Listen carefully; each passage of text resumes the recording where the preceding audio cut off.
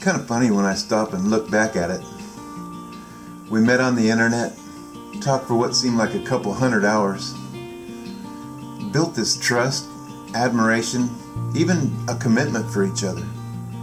And now I've flown to Japan, flown to Manila. When I got to the airport, it was really kind of strange because we made arrangements for her to pick me up out in front of the airport. And I waited and I waited. I went through the customs, I went through everything I had to do, and I was so tired I finally got out of that airport and I'm sitting out in front of it. And no Pinky. She wasn't anywhere around, and I waited and I waited. And there was a couple on the jet, the flight from Japan to Manila, and they told me it's real common for guys to think that they're gonna, meet some girl from the internet at the Manila airport and they never see him. And they were concerned about me. It was a young Filipino couple, and they gave me their phone number and told me to call them if anything went wrong, and they'd help me get to a hotel and get set up and be safe. And so I sat out there for, I don't know, maybe 30, 40 minutes, and all of a sudden here she pulls up.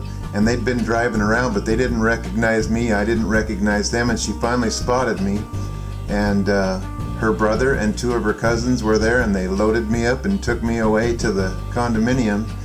And I took the elevator up to the 15th floor, started working on getting myself set up there, and that's where I spent the next 2 months. She had her cousin Emmy staying with her, and she was living with her mom at the time. I guess her cousin had been in some sort of trouble, so she got permission to stay with Pinky and her mom, and they were going to try to help her out and get her back on the right track. I think she got caught skipping school and smoking cigarettes or something, I don't know.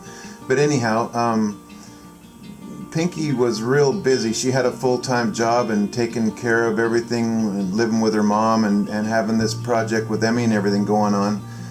It was real hard for her to squeeze time in for me, and the next night she brought Emmy and met me at the mall. I'm going to kind of go through these pictures and try to recall the story, but she went to the mall with me and we had sushi. And then the next couple days it seemed like it was kind of hit and miss, just getting to see her a little bit in the evenings. And when the weekend came, we actually got to get in a taxi cab and go for a ride into Manila.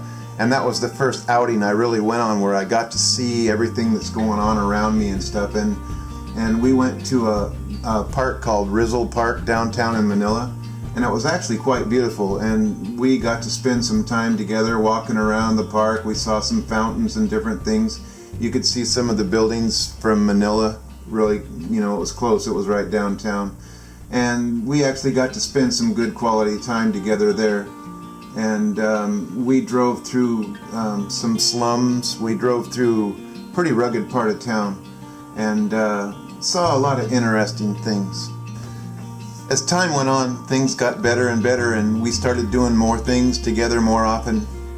One of our next outings, we went to the Mall of Asia. At one time, I guess it was the biggest mall in Asia.